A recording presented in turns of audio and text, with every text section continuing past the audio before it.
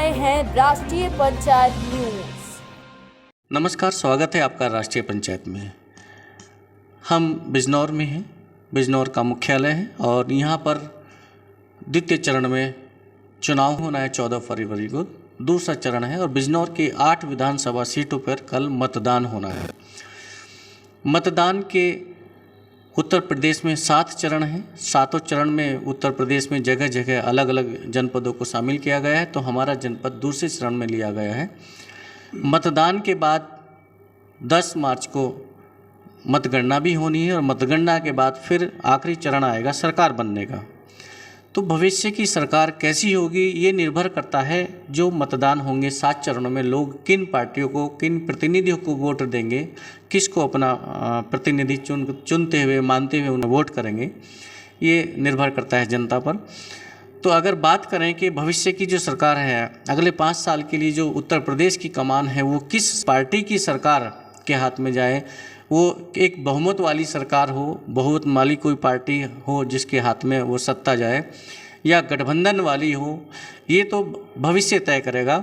लेकिन एक कुछ उम्मीदें होती हैं हर वर्ग की, चाहे वो कोई भी वर्ग हो, चिकित्सा वर्ग हो, नौकरी वर्ग हो या कोई भी, तो हर किसी की उम्मीद होती है कि भविष्य की जो सरकार है वो ऐसी बने। तो उसी पे बात करने के लिए आज हम मौजूद हैं डॉक्टर विजय कुमार राणा जी के यहाँ। उनसे जानना चाहेंगे कि वो कैसी सरकार चाहते हैं कि भविष्य में जो सरकार हो किस तरह की हो। तो स्वागत है डॉक्टर साहब आपका राष्ट्रीय पंचायत में। ये राज्य का विधानसभा चुनाव है, उसमें हमें बिजनौर सदर से अपने विधायक को चुनना है। उस प्रक्रिया में लोकतंत्र के इस महापर्व को खूबसूरत बनाने के लिए एक हमें न्याय संगत सरकार को के विधायक को चुनना है और उसमें हमें ये देखना है कि ये सरकार हमारी कैसी होगी। और इस चुनाव में, राज्य के चुनाव में, राज्य के मुद्दे के साथ साथ स्थानीय मुद्दे भी होते हैं। इस परिवेश में चाहे वो हेल्थ का सेक्टर हो, चाहे शिक्षा का क्षेत्र हो, चाहे युवा के लिए बेरोजगारी का क्षेत्र हो, या 55-60% हमारा किसान वर्ग आता है गांव से, गांव की खुशहाली का विषय हो, या उद्यम का क्षेत्र हो। उद्यम जब ही मजबूत होगा जब किसान खुशहाल होगा, क्योंकि 55-60% फ्लोटिंग मनी मार्केट में जब आएगा जब ही उद्यम खुश होगा।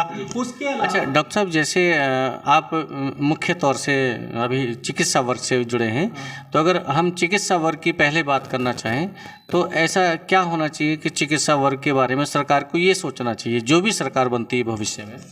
चिकित्सा में यदि एक सामान्य चिकित्सा प्रणाली की बात करें या आपदा प्रबंधन प्रणाली की बात करें, तो हमारा जो ये हेल्थ सिस्टम है उतना कंक्रीट, उतना ग्रेविटी वाला, उतना मजबूत हो कि हर अंतिम छोर वाले व्यक्ति को, असहाय व्यक्ति को हम स्वास्थ्य प्रणाली अपनी दे पाएँ और उसके स्वास्थ्य के लिए, चाहे आपदा में हो या सामान्य में हो, उसके बेहतर स्वास्थ्य के लिए एक निर्णायक सहायक सिद्ध हो सके।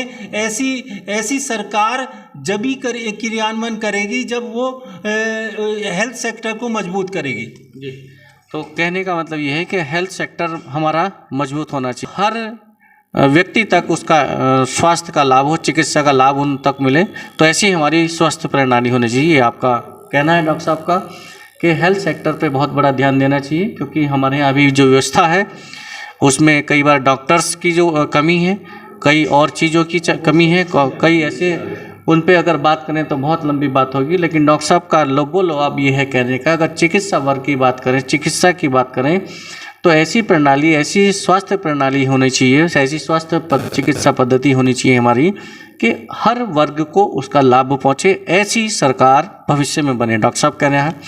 अच्छा डॉक्टर साहब, आप जैसे एक किसान वर्ग से भी जुड़े हैं, क्योंकि किसान फैमिली से ताल्लुक़ रखते हैं, तो किसानों की क्या ऐसे मुद्दे हैं जो इनको सरकार को उनको छूना चाहिए, उन मुद्दों को उठाना चाहिए, उनका निस्तारण होना चाहिए? किसानों की क्या क्या समस्याएं हैं जो सरकार को उन पे ध्यान देना चाहिए? किसान वर्ग जो हमारा, पहले ये कहा जाता था कि 75 से 80% किसान गांव में निवास करता है और गांव से ही खुशहाली का रास्ता निकलता है। आज वो गिरकर उसका परसेंटेज 55 से 60% रह गया है। जो किसान है अपना रॉ मटेरियल पैदा करता है, चाहे खाद्यान्न हो, सब्जी हो, फल हो, जो भी है, और उसका उद्योगपति उसका फ़ायदा उठाकर कई गुना कमाई कर लेते हैं। हमारा ये है सामंजस्य बना के किसान को भी खुशहाल करना है, हम उद्यमों को भी खुशहाल देखना चाहते हैं, हमारे और मध्यम उद्यमी भी खुशहाल रहें। खुशहाल जब ही रहेगा जब उसका फ्लोटिंग मनी बाज़ार में होगा, बाज़ार में जब ही होगा जब मेजर परसेंटेज चाहे किसान हो, मध्यम वर्ग, उसके पास पैसा होगा, जब ही उद्यम और बड़े उद्योगपति भी खुशहाल होंगे।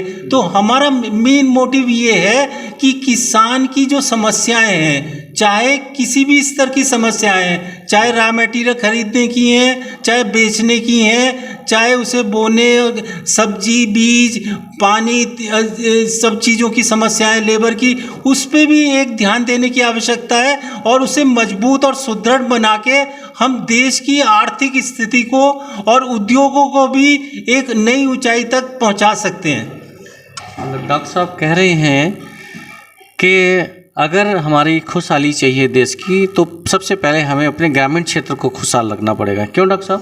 जी, अगर ग्रामीण खुशहाल रहेंगे, किसान खुशहाल रहेंगे तो उनके पास पैसा होगा तो वो मार्केट में आएगा, और मार्केट में आएगा तो वो व्यापारी वर्ग के पास पहुंचेगा, व्यापारी वर्ग के पास पहुंचेगा तो फिर जो उद्योगपति होते हैं उनके पास भी पहुंचेगा। लेकिन अगर हम सिर्फ एक ही वर्ग पर फोकस करते हैं, उद्यमों को ही आगे बढ़ाने पर ध्यान देने लगे, उनकी फैक्ट्रियों को डेवलपमेंट करने के लिए उनको ऋण या कुछ भी ऐसी सुविधाएँ उपलब्ध कराने लगे, और किसान वर्ग उससे वंचित रह जाए, उसको बीज की समस्या से वो जूझता रहे, वो खाद की समस्या से जूझता रहे, चाहे खाद कम मिले या खाद ऊंचे दाम पर मिले, वो सिंचाई की समस्या से जूझता रहे, तो एक तरह से किसान और मजदूर वर्ग जो दब जाएगा और जो पूरा जो सामंजस्य है देश की आर्थिक व्यवस्था है वो बिगड़ जाएगी। जी डॉक्टर साहब ऐसा ही कहना चाह रहे हैं ना? जी, इस राज्य के चुनाव में बेसिकली हमारा शिक्षा पे भी जोर होना चाहिए, क्योंकि राज्य का चुनाव है, युवा पे भी फोकस किया जाना चाहिए, और महिला की, जहाँ तक सुरक्षा की व्यवस्था की बात है तो महिला का कानून व्यवस्था पे भी हमें ध्यान और सुदृढ़ और मजबूत करने की आवश्यकता है। और इसके अलावा जो हमारा मध्यम वर्ग परिवार है या जो असहाय परिवार हैं, विधवा और आश्रित परिवार है, और मैं ये कहना चाहूँगा किसी भी समाज में, किसी भी राज्य के चुनाव में समाज से ही बनता है राज्य, और सामाजिक समरसता, सामाजिक एकता, अखंडता को बनाने के लिए एक कानून व्यवस्था को सुदृढ़ करने की आवश्यकता है, और उसमें सामाजिक समरसता को पिरोने की भी आवश्यकता है, और एकता, अखंडता हमारी मजबूत रहेगी तो राज्य का विकास भी नई ऊंचाइयों पर पहुंच सकेगा, ऐसी मेरी आशा है। ये बहुत ही गंभीर और बहुत ही ज़रूरी बात डॉक्टर साहब ने आप कही है कि अगर किसी राज्य को मजबूत करना है, किसी सरकार को मजबूत करना है, तो हमें उस प्रदेश की जो सामाजिक व्यवस्था है, सामाजिक ताना बाना है, वो बहुत ही मजबूत होना चाहिए, सुदृढ़ होना चाहिए। और ये सुदृढ़ तब हो पाएगा जब उसमें समरसता आएगी। मतलब कहने का डॉक्टर साहब का आशय ये है कि इसमें भेदभाव वाली बात नहीं होनी चाहिए। क्यों डॉक्टर साहब? हाँ जी। और जहाँ तक युवा वर्ग है, जो देश का एक भविष्य है, उस पे हमें ऐसा फोकस करना चाहिए कि उनके लिए नए रोजगार के अवसर भी हों, उनकी जो शिक्षा है उसमें थोड़ा सा उसके दायरे में भी नई आर्थिक परेशानियों का सामना करने वालों के लिए थोड़ी सहूलत भी दी जानी चाहिए, और जिससे कि यहाँ का बच्चा दूसरे राज्य में या दूसरे राष्ट्र में जाके और अपनी नई ऊंचाइयों को एक पाने में सक्षम हो, सार्थक हो, ऐसी मेरी आशा है। तो डॉक्टर साहब ने राष्ट्रीय पंचायत से बात करते हुए कई आशाएं ऐसी रखी हैं, और वो जो आशाएं रखी हैं वो ऐसी हैं जो कि हर वर्ग को छूती, हर वर्ग को टच करती हैं, चाहे वो चिकित्सा वर्ग हो, चाहे वो किसान वर्ग हो, मजदूर वर्ग हो, व्यापारी वर्ग हो या युवा वर्ग हो। यह ऐसे वर्ग हैं जो कि सिर्फ गाँव की भी बात नहीं, पूरे शहर में भी रहते हैं, गाँव में भी रहते हैं, कस्बों में भी ये वर्ग रहता है। और हर वर्ग अगर खुशहाल रहेगा, अगर समाज की बात करें, सामाजिक ताने बाना सुदृढ़ रहेगा, इसमें समरसता रहेगी, तब ही हम कानून व्यवस्था की भी बात ठीक से कर पाएंगे कि कानून व्यवस्था भी सही है। क्योंकि समरसता नहीं रहेगी तो भेदभाव पैदा होंगे, कोई अपने आप को ऊंचा समझेगा, कोई नीचा समझेगा, और ऊंचा नीचे के चक्कर में कई ऐसी चीज़ें होती हैं, कई ऐसी कानून व्यवस्था के साथ भी खिलवाड़ होता है।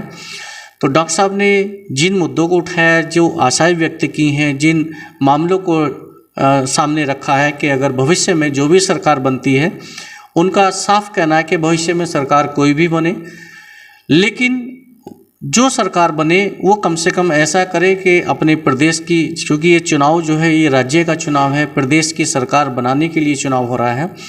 तो डॉक्टर साहब का साफ कहना है कि जो भी भविष्य में सरकार बने वो ऐसी सरकार हो जो अपने प्रदेश में समरसता पैदा करे, समानता पैदा करे, ताकि कानूनी व्यवस्था भी बनी रहे, रोजगार के अवसर बने, गांव में खुशहाली आए और शहर में भी खुशहाली आए। क्योंकि शहर की खुशहाली गांव से शुरुआत होती, क्योंकि गांव में अगर मजदूर किसान वर्ग परेशान रहेगा, पीड़ित रहेगा, तो वहीं से जो पैसा जनरेट होता है और जनरेट होने के बाद जो शहर में पहुंचता है वो एक तरह से असमानता पैदा हो जाती है उससे। क्योंकि अगर एक वर्ग के पास पैसा नहीं होगा तो उस वर्ग की वजह से सारी जो पूरी चैन होती है वो प्रभावित हो जाती है। अगर हम किसी एक ही वर्ग को, चाहे उद्योगपति वर्ग हो या पूंजीपति वर्ग हो, सिर्फ उसी को अगर हम पकड़कर ऊपर ले जाना चाहेंगे तो बाकी जितनी भी कड़ियाँ हैं वो सारी प्रभावित हो जाती हैं। डॉक्टर साहब का साफ कहना है में जो भी सरकार बने पूरा समानता के साथ ध्यान रखे। डॉक्टर साहब का कहना है कि सभी वर्ग को ध्यान में रखते हुए भविष्य की सरकार जो भी बनती है वो सभी वर्ग को ध्यान में रखते हुए काम करें, ऐसी डॉक्टर साहब की आशा है, उम्मीद है भविष्य में बनने वाली सरकार से। तो हम धन्यवाद करने चाहेंगे डॉक्टर साहब से। डॉक्टर साहब धन्यवाद आपका राष्ट्रीय पंचायत को समय देने के लिए और बात करने के लिए। धन्यवाद।